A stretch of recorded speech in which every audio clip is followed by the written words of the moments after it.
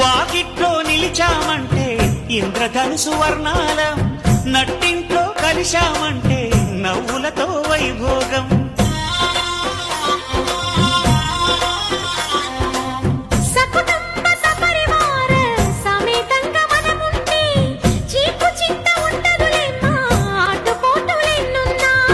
అటుకులు తాళింపు చేసిన అరుగులపై అందరూ కలిసి సరదాగా అవి తింటుంటే పరువెరుగని పరవశమెంతో.